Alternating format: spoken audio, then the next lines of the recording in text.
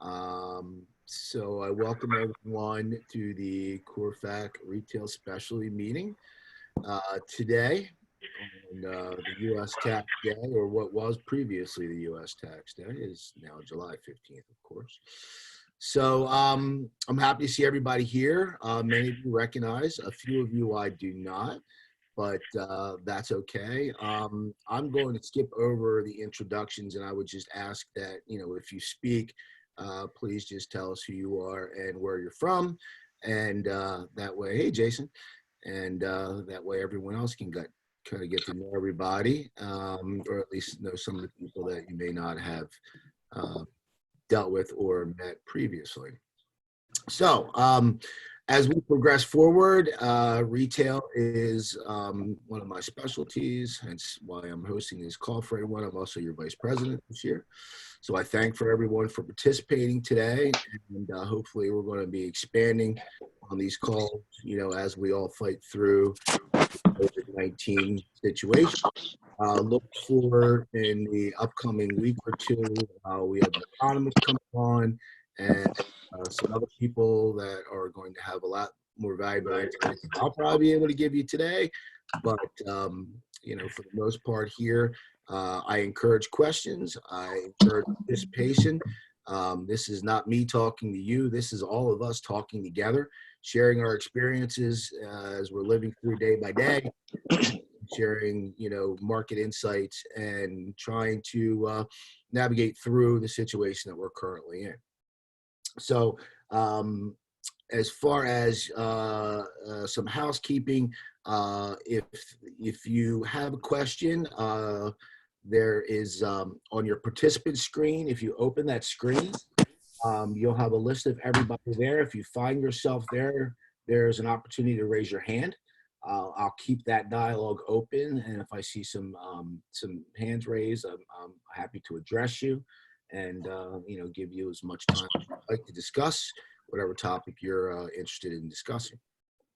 So, Christy, if you want to move on, we're going to skip over this one. As I mentioned, I just asked that when you speak, you just mention at least the first time who you are and where you're from and what market you're working in. So we're on to, so my first question is probably one that most of us are dealing with almost on a daily basis with our existing clients, whether you be a landlord rep or a tenant rep. It's how are people dealing with April rents?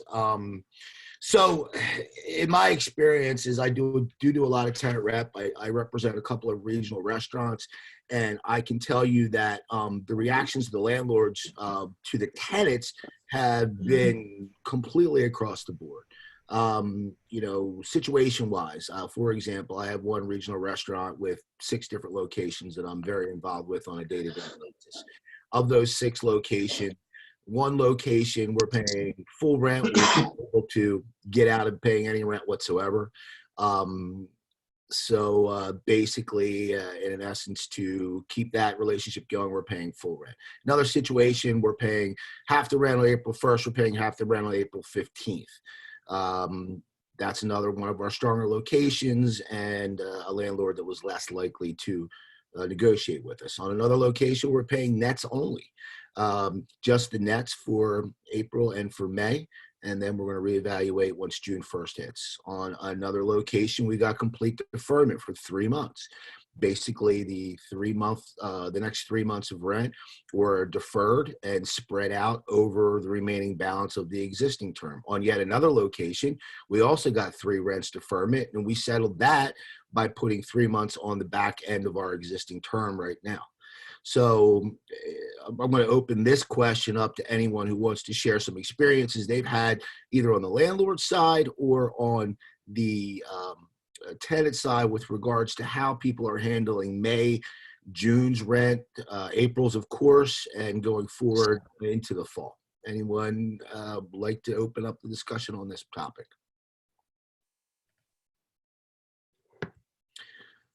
So it's going to be one of these. You're going to want to hear me talk all the time, huh? I don't know. Jason, you're smiling down there. Unmute yourself. What are you seeing down there in Arizona?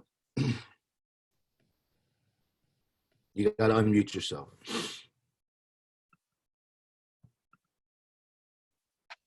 There you go. I got two screens running because I don't like how small it looks on my phone. So,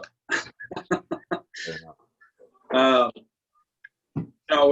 we're seeing a lot of tenants kind of reaching out, very early stages right now, where they're trying to find out what options they have, because we do full property management in our office. So we're trying to provide resources and give them. The leaks in here because you have to dig. Oh, go ahead, Jason. What happened? So there you go. I don't know. It's not something we're seeing a whole lot of yet, but people are starting to make phone calls. We're seeing a lot of the leasing activity drop off, where we're just not getting that activity anymore, obviously. And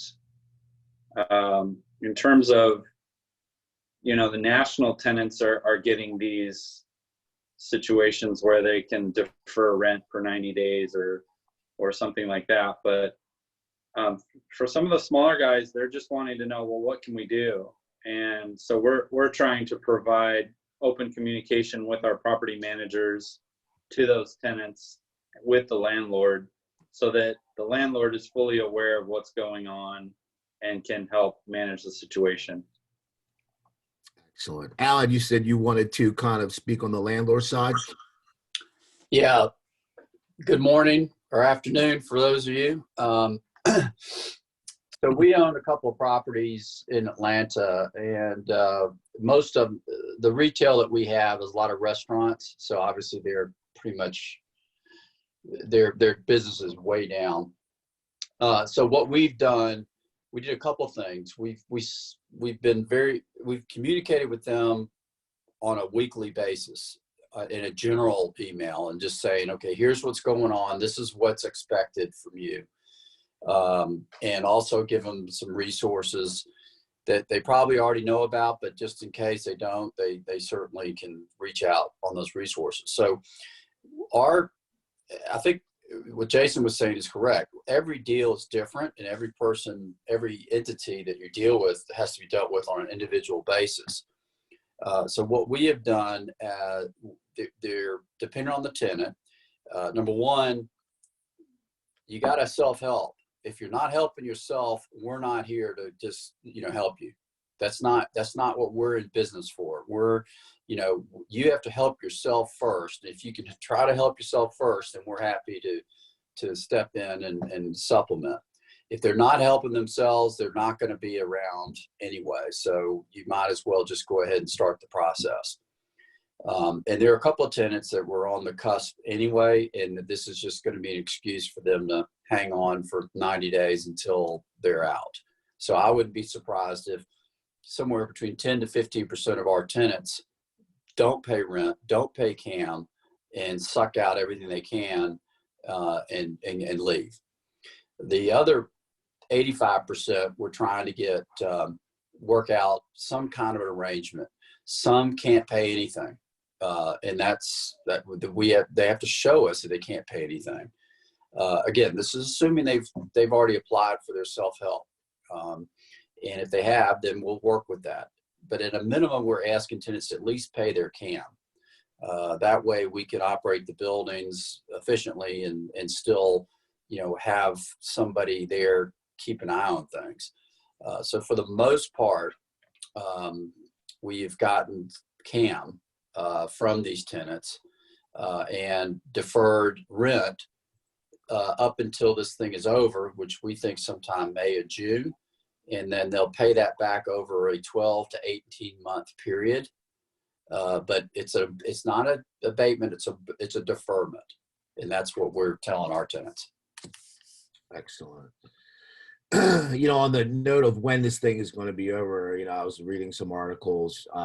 There's a recent survey, and I'm referencing Chain Store Age on this one, that basically says that 60% of U.S. consumers feel like the stores should reopen by the end of May. as far as gender-wise, that's 65% of men, 54% of women.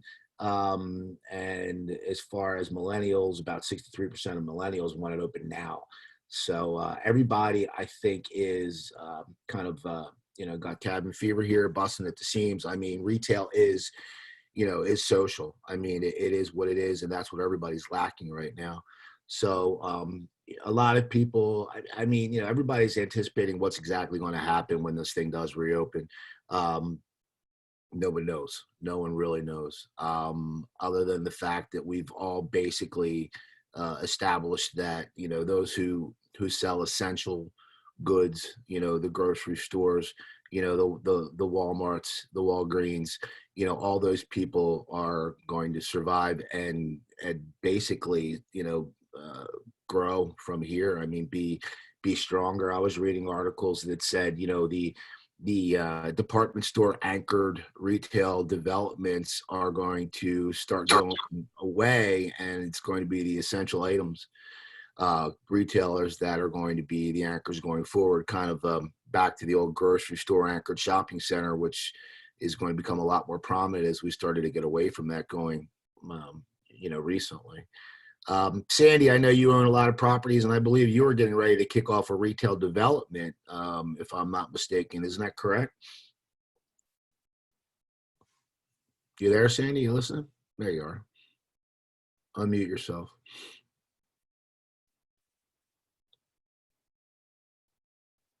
He's not paying attention. We'll get. Wait a minute, I am here. There you am are. I muted? Not now. You're good. Now, go ahead. Canada is afflicted by a media that plays on this. The media was fanning rent strikes for multi-residents. Please don't pay your rent. There's stickers all over town in Vancouver, Toronto, everywhere. We have some big retailers, that said they are not paying any rent for 6 months. They said this in March. And we have not been able to get them to move off that. They've said that we could put 6 months on the back, which is really nothing. I would suggest a lot of the small shop tenants who are living hand to mouth anyway will not reopen. And I think that could be as much as 20% of those. Example would be a dentist, a chiropractor who was able to lay off all of his staff because of the COVID-19. And now we'll think about reopening. We'll get a job with the government. We'll become an associate someplace else. We think there'll be a great fallout in retail valuations, etc. The smaller credit unions are allowing deferrals of payments for 3 months and adding it onto the existing balance. And the banks and some of the larger life cos are really doing nothing. One life co, Great West or Canada Life, sent Diane 4 pages of stuff. Balance sheets for 4 years back, bank accounts for 4 years back, etc. And she explained to them, 4 years ago, we didn't ask you for rent, mortgage relief. Now we have nobody paying rent. And it's a 185,000 foot shopping center. Even Subway. And even the restaurants that are opening, Pizza Hut has a delivery takeout unit. They report sales. They did 78,000 last month. They couldn't pay rent. That's out of 1,200 square feet. Wow. So what we're finding, people taking advantage of the situation for sure. And but we're trying to extract restrictive covenant releases, no build releases, and some other non-monetary items in the negotiations. So we're looking at their lease every time. And we've got 5 property managers and in-house counsel. That's basically all they've done for about a month. Wow, that's difficult for a lot of landlords to take, especially when, us that own some properties and are dealing with our own banks, our own commitments. And, again, I think the bank's responses, and, Alan, you've had experience with this too. They're across the board too. It all depends on the lender and how cooperative they're going to be going forward with either deferment or interest-only payments until we can get out of this thing. Right.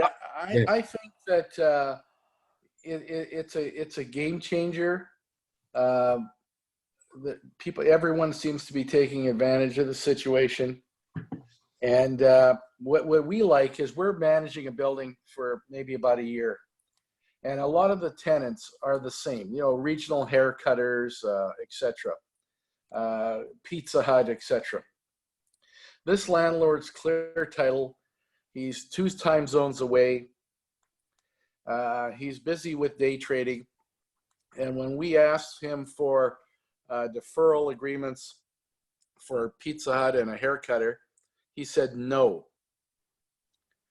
And that was actually welcome news on our part.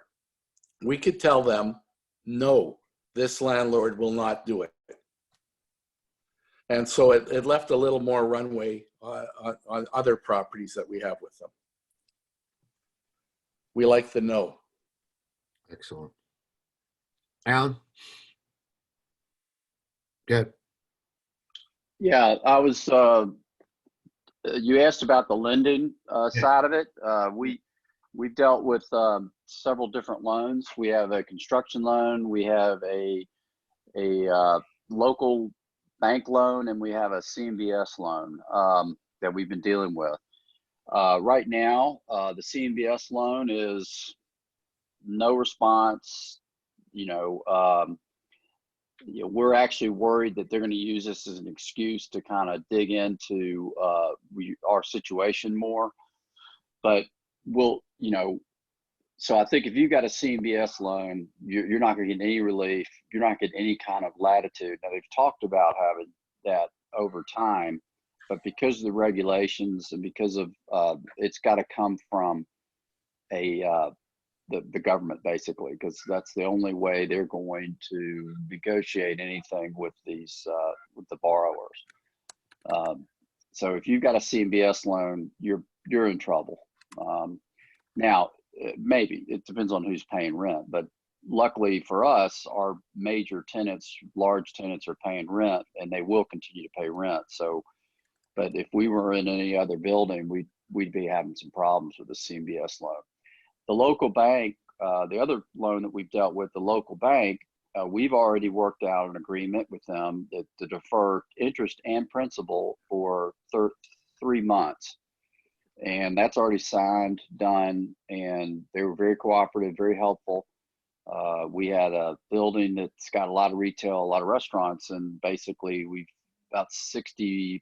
only got 60% of our rental income. So we've already signed that, and basically it's been deferred for 3 months. So it's going to be tacked on to the mortgage, but it doesn't have to be paid for 3 months. The third one is a construction loan. And at this point, we're just treating it like a normal situation because while we were expecting some rental income from the tenants, it wasn't a lot of rental income because it was during the construction, and we are continuing our construction. So we're kind of playing that by ear. The bank that we have a loan with has basically said, let's see how this goes, because we were going to be under construction for the next 3 months. Well, basically, I would say it's all over the map. Yeah. Is that our It's discussion? all over the map. So everything from tenants just not paying, not arbitrarily, but somewhat presumptively, to those trying to negotiate, paying April, worried about May. It's all over the place. It's really all over the place. some recent stats with regards to Right. restaurants that I was looking at. So for the month of March, national restaurant sales were down 47%, likely accelerating. That's an estimated $25 billion in lost Yeah, revenue. so I would say, we don't know what's going to happen. It's only halfway through April. The world is continuing to evolve on a day-to-day basis with so much information coming at us. Right now, I would say in general, the sentiment is positive. Okay. That the world is getting a little bit better, at least the Western world. But we'll see what happens when they open things up and how the consumer evolves, et cetera, et cetera. It's when no one knows exactly what's going to go down. All right. Is that so I wanted to kind of throw these few more stats out. You guys. Oh, yeah. All right. Can we who's that? Is that for our discussion or their I personal? agree with you completely. Now, that's a personal discussion. Can we mute whoever that is? I think we're back. All right, fair enough. Back to my restaurant stats. 11%, 3% have already permanently closed.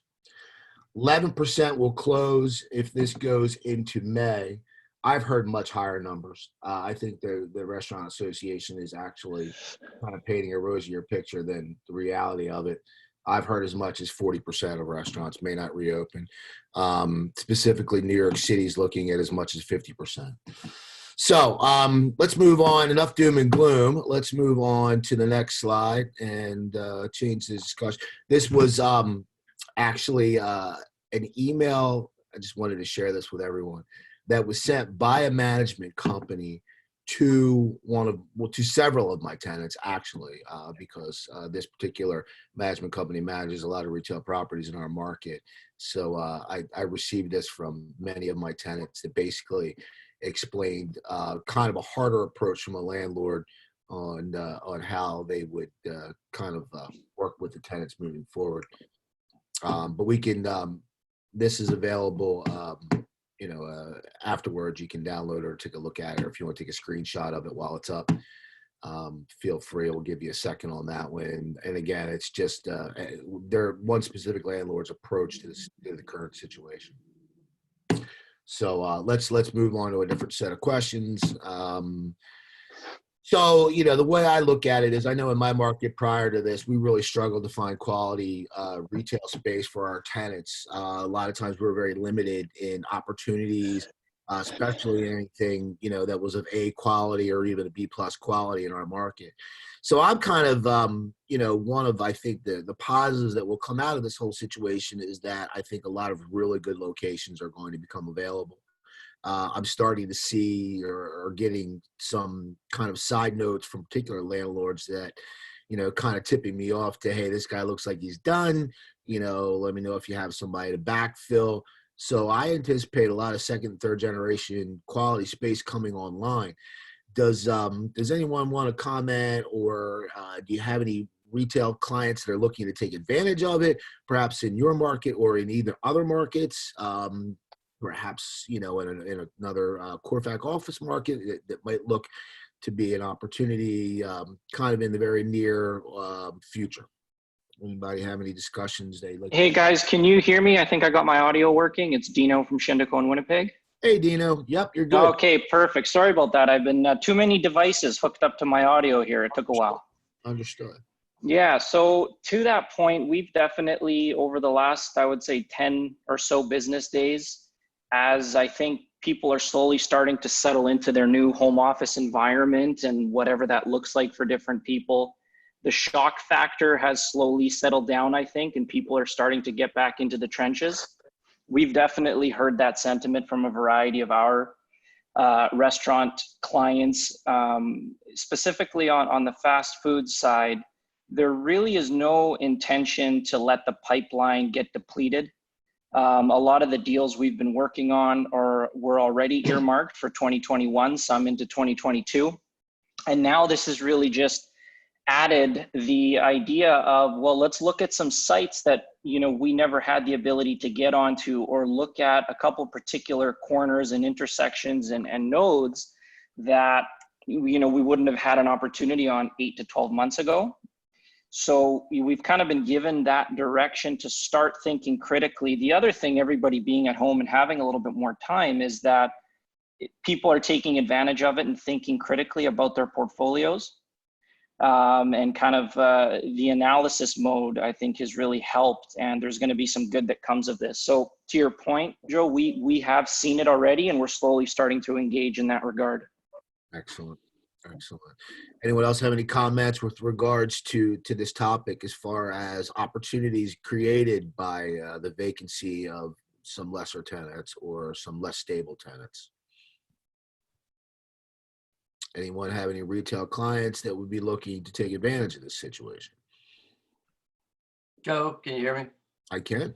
This is Tom Thompson. I work with Alan, Joel Granat, Atlanta, and I'm a retail specialist. I have some friends that are in the business that are in the Charleston market that handle Starbucks, and they are telling me that, yeah, we're busy. We're very busy.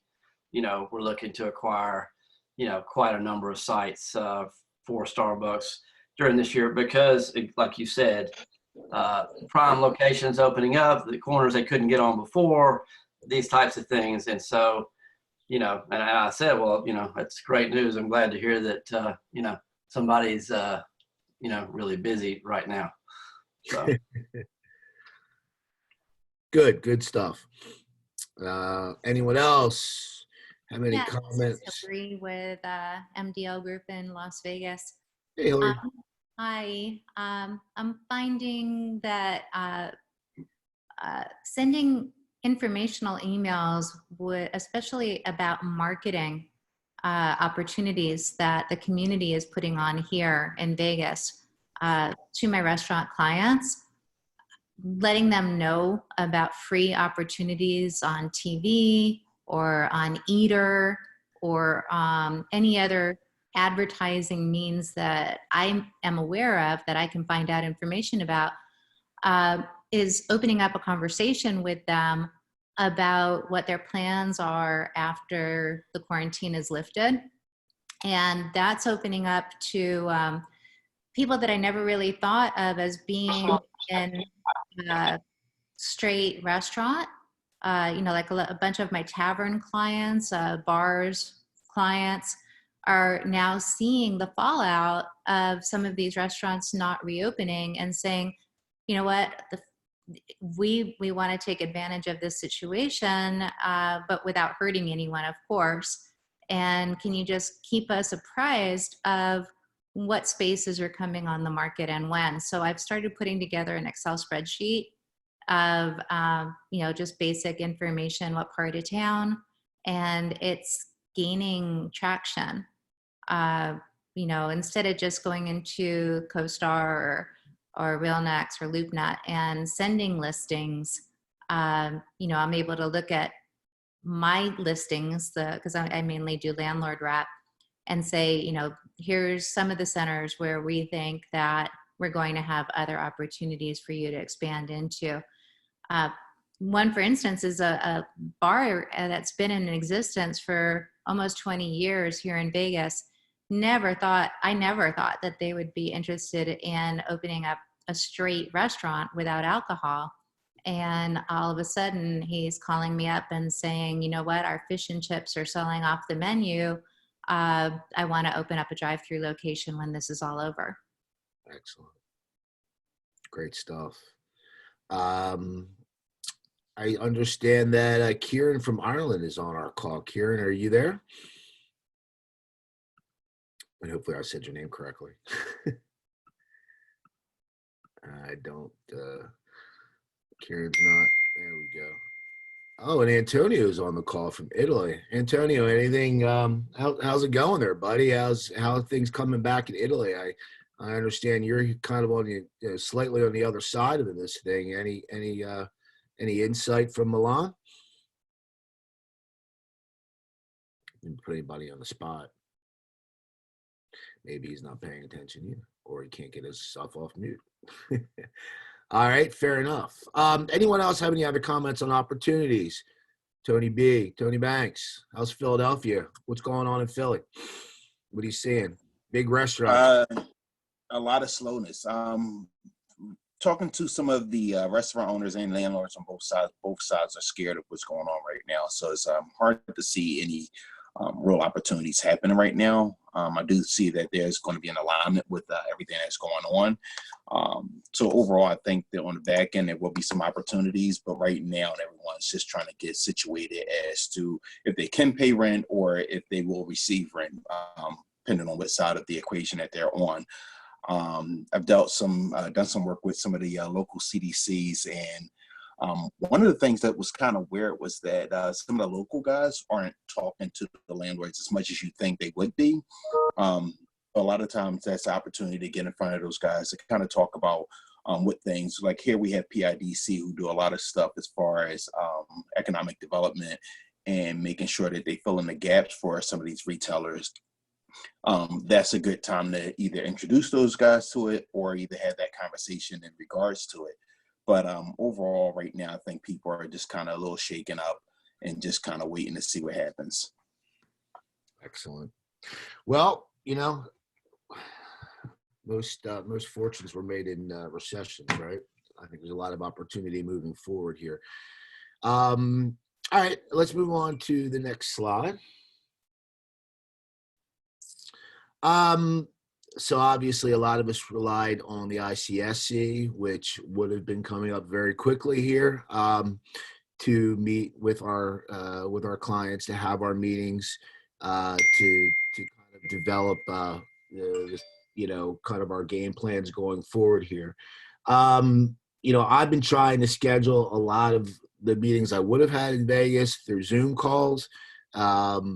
Is anyone, experiencing similar? Are you still having your calls? Are you still having your meetings? Are you having them virtually, or has everything pretty much been put on hold?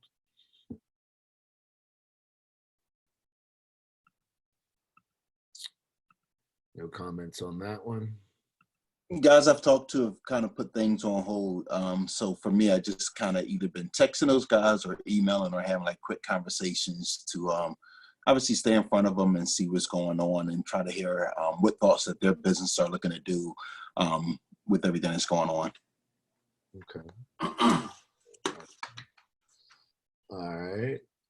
Anyone else with, again, they're hoping to reschedule this. I don't know how realistic it's going to be able to get this done by the end of the year. I'll throw a little bit. I mean, as a CORFAC, as an organization, we've already paid for ICSC this year. So, that money is there for us. When we do come back, or when it does come back, we will be participating. I know many of you had already committed, and I believe with the opportunities that may present themselves out there in the future, that when this does get rescheduled, that it might be opportunities for others to come out and join us out in Vegas. Remember that booth is a value add for our CORFAC members. There's opportunities to kind of underwrite and market through the booth, or again, as a CORFAC member, you are welcome to attend and be a part of that booth going forward. So I'm looking at a couple of questions that have popped up. Hillary's talking about medical retail. Seems to be some opportunities with medical retail, medical supply. Alan's asking if medical is the new retail. Anybody have any comments with regards to medical opportunities in retail space, or the crossover between the two? Hillary, how'd your deal go down? Unmute myself. There you go. I've had two since this whole thing started. One was a medical supply company that was already interested in a shopping center and leasing space. They came through even with the pandemic beginning and signed their lease, and they've opened unbelievably. Yeah, they were fully stocked before they ever opened. The other one is a company called Activate Healthcare, and they're part of our local union, the IBW, and they're specific for union members. I was happily surprised that they also performed at the end of the day. It's been really slow going. This deal has taken about 6 months from start to finish. And this last part of getting the signed leases, the check, the certificate of insurance, all of that is probably taken about 6 weeks, where, you know, it normally would have taken a day or two. But yeah, they should be moving into their space at the beginning of June. The thing that is most likely going to hold up most of these tenants from moving forward, in Vegas at least, is our permitting process is taking 3 to 4 months right now, from what I understand. So if they want to do any TIs, you know, anything that's going to require a permit is so backlogged, it's ridiculous. What's a normal timeline, Hillary? We could normally pull permits in 2 to 3 weeks. Wow. Yeah. So I think it's just because so many people have been working from home, and, you know, every medical, their social distancing, you know, they're not having everyone at the government offices here the way that they normally would be. So a department that might have had 10 people before, it only has 1 or 2 at a time. Right. So it's just something to be aware of as we move forward. You know, even if we do get things opened up, there's going to be a time lag for getting these companies up and open. Perfect segue into my next slide. Oh, I tried.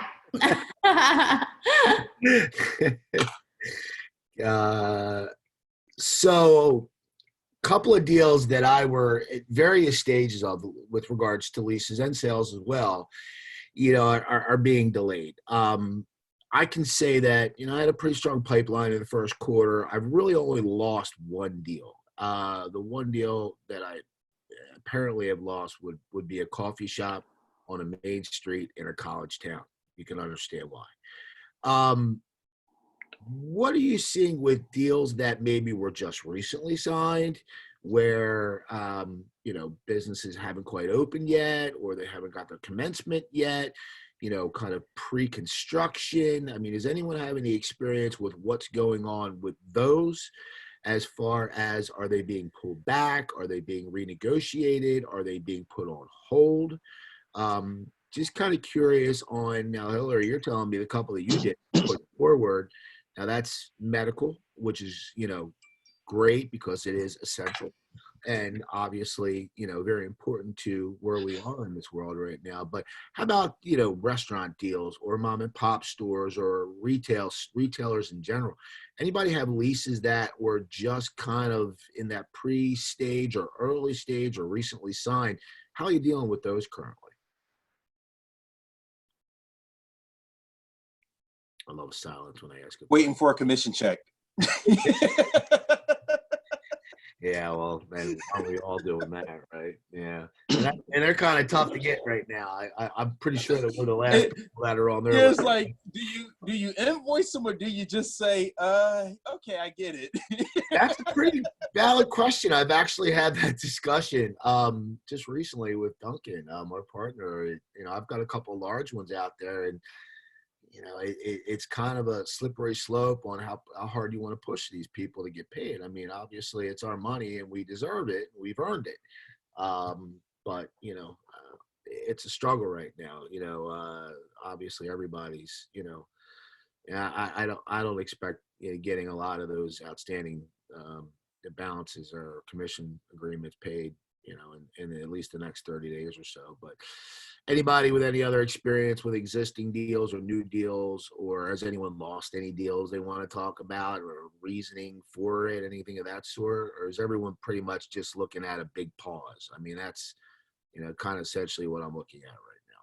We've had a couple go by the wayside. You know, a lot of our landlords have smaller spaces available, under 1,000 square feet, 1,200 square feet. And on the retailer side, not restaurant necessarily, we were at LOI with quite a few, and we're keeping in touch with them, but everything's on hold. These guys are not interested in opening up anything at the moment. On the restaurant side, I have to say, everything's full steam ahead. A lot of these guys realize that there's a lot of lag time that they're going to need anyway. So we're still getting LOIs. We're still moving forward with lease negotiations. Attorneys seem to be slammed at the moment too. A lot of the ones that work in commercial real estate. And so I've got a couple of PSAs out and leases out for review, and it's taking forever because there are, many of my owners also own multifamily. And so they're getting hit with tenants not being able to pay their housing rents. And so their attorneys are being slammed from every direction. Shopping center tenants not paying and multifamily not paying. Understood. So I see Kieran is back and he's raised his hand. Are you able to unmute, Kieran? I'm on mute. Can you hear me now? Yes. Welcome. Sorry, my connection's coming and going. Sorry about that. The Dublin market, obviously, we're the European market, so we've been hit quite early on. One of the issues we've come across is, I suppose, when the market reopens, when the commencement dates of these leases are going to happen. So people are still in the process of engaging, but we're looking, I suppose, finalizing leases at the moment, and what date do we put in as a commencement date? If anybody has thoughts on that. It's a really good question. I've crossed that exact question just yesterday on a situation on, one with twice, one with a lease and one with a sale. And, when can we settle? When's it legitimate for, a bank to finance? How long do they need for underwriting? How are these changes in the U.S.? Most of our tenants are working through the PPP program right now. I'm sure you guys have all heard this to death. You probably get 5 emails a day about it. And, the banks are actually, at least in our market, and I believe across the U.S., the banks are processing the PP loans for their clients. So they're inundated right now. And as much as they want to say, and they have said to us, business as usual, I spoke to someone yesterday. People are working 18 hours a day just processing PPP loans. So the underwriting process is going to suffer because there's some of the same people that are doing the underwriting because they're essentially loans that they're processing. Kieran, do you have any similar programs there in Ireland, or I assume that you have the similar type of stay-at-home kind of situation? Yeah, same here. Yeah, we kind of saw it a bit earlier than I think the American market. Obviously hit Italy first. We saw this probably starting kind of towards the end of February. Now it's we had a lockdown since the 13th of March, so we're into our 5th week at home. So it's this is the new norm for us. So it's really been hard, but I think it's a global thing, really. Yeah, well, it's certainly a global thing. Have you guys had a corona or a pandemic addendum to the lease, or either to any agreement itself, maybe like a one line or one paragraph, just kind of saying 30 to 60 days after things have cleared up, something along that line. That way you're not tied into it, or you're not slowing it up completely. So that would be force majeure. Those of you who are not familiar with that clause, I will drop some language in the chat box here in a moment when I can pull up one of my recent deals. But we had attorneys starting to put the force majeure language in there that basically just says that, things are kind of, if we're delayed for any reason because of the COVID-19 virus, that, the times will continue forward. I don't know if you have similar language in Kieran, or if you can adapt similar language, but I will pull that up in a moment and drop it in the chat box for everyone. It's basically acts of God. Yeah. Force majeure. And I'm not, force majeure. I'll pull that up in a moment and drop that in everyone's box. I was still curious to hear how Italy is on the other side of this. Antonio, are you able to speak? Okay, there he is. You there? Nope. No, I guess not. All right. Okay. Let's just go into, got about 10 minutes left that we could take any other questions that anybody had. Oh, Alan, you got your money, huh? When did that happen? We got the bank called us yesterday, and they're funding us today. So we went for the PPP plan, and which is basically 2.5% of our payroll. So we got it. 2.5% or 2.5 months? 2.5 times, which it's 2.5 times your payroll, and that is what is forgivable. 2.5 times your monthly payroll, right? Yeah, 2.5 times your monthly payroll, and then after 8 weeks, it's not forgivable. In other words, you can continue to borrow more money, but then you have to pay that money back. But for the 2.5 times, that money is not, you don't have to pay it back. Right. At least so. For those of you that, and a lot of agents, you can apply for this as well. So most of our agents have applied for their own PPP based on what their income was last year. So you should definitely go ahead and apply for that. I think that was a week. The independent contractors came out a week later. And so if you haven't done so, you should definitely go ahead and talk to your bank and have a conversation with somebody there about going through that loan process and getting some money from the government. The bank that we used is a local bank, Iberia. Well, I guess not now. They used to be local, but they got bought out. Iberia is a little bigger, but we happen to have a good relationship with the bankers. So if you've got a good banker, now's the time to use that relationship, because they're inundated, and unless you're talking to somebody directly, you're not going to get any love from the SBA directly. Right. I just posted the force majeure clause. If anybody has any interest in it, it's in the chat box. Let's see which bank we got. Mine. Just looking to see who else may have any questions here. Does anybody else have any new questions here? We've got about 10 minutes left. I just want to kind of open this up to Q&A at this point. Can I just, I guess, ask a hypothetical or either something to think about for us all? And I don't want to do doom and gloom, but I am a realist. We look at this, and I see this as, not say the end of retail. I think it's going to change everything that we do in real estate, period. But realistically, until we're looking at a vaccination, right now we're hoping that, hey, warmer weather kind of changes things and have it go into remission a little bit.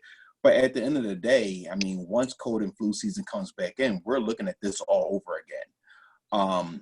Are we looking at it in that light and trying to understand where our true opportunities will be, and how do we truly make ourselves or create that gap for ourselves to withstand that type of business loss? And I mean, I don't want to have that conversation. I don't want to think about it, but that's the real thing that we're looking at right now.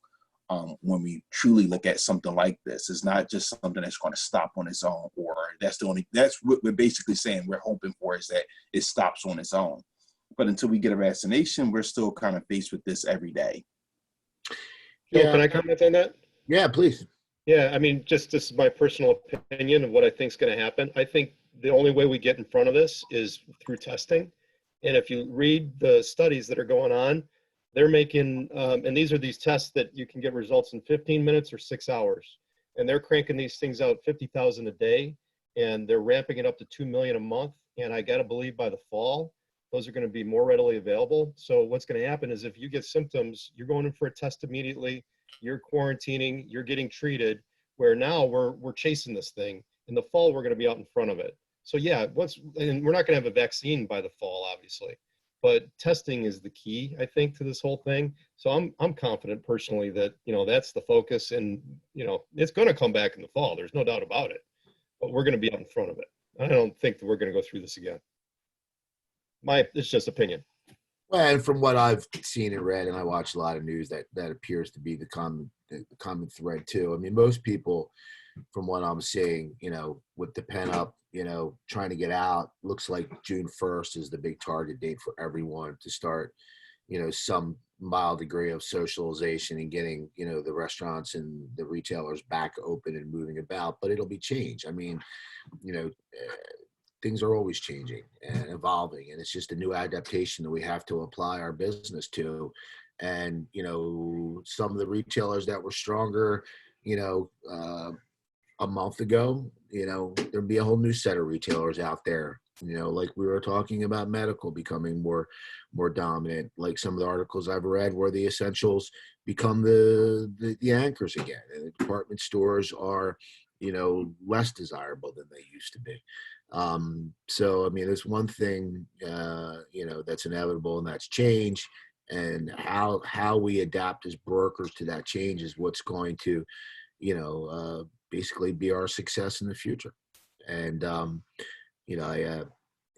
we've got a really strong group here within, CORFAC International, with different perspectives across the board and different markets. And I would encourage everyone to build off of these relationships, build off of this. I'm looking to potentially continue to grow this retail group larger and have more cooperation back and forth, which will eventually lead to a lot more referrals and cross-market work.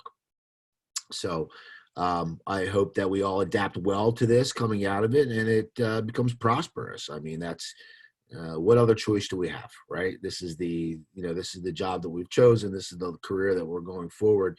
And, we've got to be able to adapt to the change, and change creates opportunity. Anyone else have any more questions before we wind this down? Alan, opportunities. Who should we be calling on now? Well, again, I think we've discussed that, you've got to look to the stores that are opening and prospering right now. We heard earlier that Starbucks is ready to attack a lot of the quality locations. It's a good opportunity to reach out to your landlords to see what spaces they envision coming back online, look at some of those quality spaces, and looking at some of the stronger retailers that are in your portfolio, or maybe an opportunity to reach out to new retailers that you didn't necessarily work with in the past, but by being ahead of the curve, maybe you gain some opportunity moving forward with these potential new clients too. There's plenty of opportunity out there for all of us. But again, I'll go back to any further questions before we wind this down. I think the tenants are going to have to make adjustments as well, especially with this distancing, pre-vaccine. If you're a karate school or a banquet hall or a sit-down restaurant, you just can't have people all over top of each other. You're going to have a 3,500 foot restaurant that used to be able to seat 80 is going to be, 50. So that people are comfortable going in there because they're not, sitting on top of, other people. Yeah, I've heard that as well, that seating, there's going to be probably new seating requirements to the fire marshals are probably going to be reevaluating a lot of the restaurant and gathering spaces going forward. And you won't be able to serve as many people, at least in the short term, coming out of this. So patios are going to become even more, of a premium with that outdoor seating. And there may even be a way to create more seating in the common areas for restaurants in some cases. No, agree. And a big question is, how are the restaurants going to adapt to that new distancing? Are they going to be increasing their square footages, or just simply living with the reduced seating capacity that they have? Again, I guess that all goes back to how rents are going to be affected when we come out of this as well. Can we get more space for less money? Yeah, right? and a lot of restaurants, I think, will probably start doing, more delivery, for instance, that maybe weren't doing it before, because it's like, well, hey, this is another avenue that we have. We did a little of it in the past, but maybe we need to be, a lot of people don't realize Chick-fil-A does 60% of their business through the drive-through. Indeed. Pre-virus. Well, I think this is the thing that, not that we were waiting for, but this is the thing that's going to help make rents more sustainable and actually stabilize them. Just based off of the normal business habits, you can't, if you're servicing typically, let's say 1,000 people a day, and based off of the requirements now, you can only get to, let's say 500 or even 400. That's going to affect your bottom line at the end of the day. Everybody's going to come in on this one, but I think that by making the rents more sustainable, I think that's actually going to help grow the retail industry that much more, because you think about how many people lost their business just based off of rents that were too high and landlords only having a tenant in place for 2 years. Right. And as the market softens, the rents are going to go down anyway. So that's going to be kind of a natural, phenomena that's going to happen. This is the reset we needed. Not to this degree, but I was gonna say about needed. Yeah, I'm not wishing. But again, change is inevitable. So how we adapt is what will, basically, be our success going forward. Yeah. So does anyone else have any other questions or any other topics you want to throw out there before we wind this down? Excellent. Well, again, I would anticipate having another one of these retail calls in the near future, and looking forward to participation.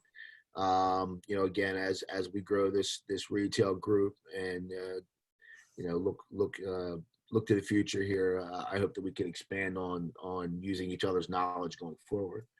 I'd like to invite everyone, if you do any industrial work or even if you're just curious, Frank's got one of these coming up on Friday, the same time. He was on the call. Are you still here, Frank?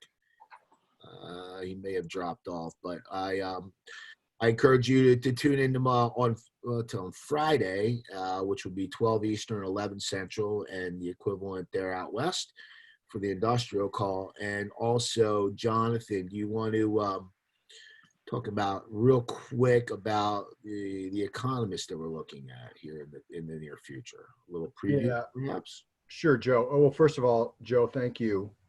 Great program. And for all of you who participated, thanks for being here. I know times are tough, but as Joe said, we'll get through this together. So we will send you all the information, the recording of this session, some of the handouts that I think Joe posted, but also really important is give us your feedback. We'll attach a survey as well. So give us your feedback. These are works in progress. We want to continue to improve them. So any thoughts you have, thank you. Yeah, Joe's still working on The Economist. What Joe's referring to is I'm talking to a well-known real estate economist about doing a program for us next week.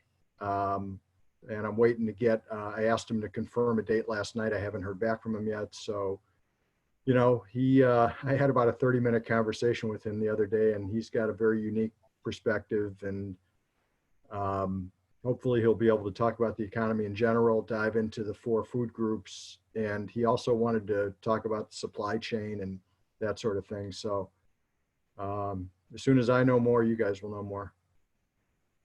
Appreciate that. I'm looking forward to that as well. So if no one else has any other further comments or questions, we'll wind this down for today. I look forward to doing this again in the very near future, and look forward to seeing everyone on the upcoming calls. So thanks, Joe. Be well, and thanks all. Thank you.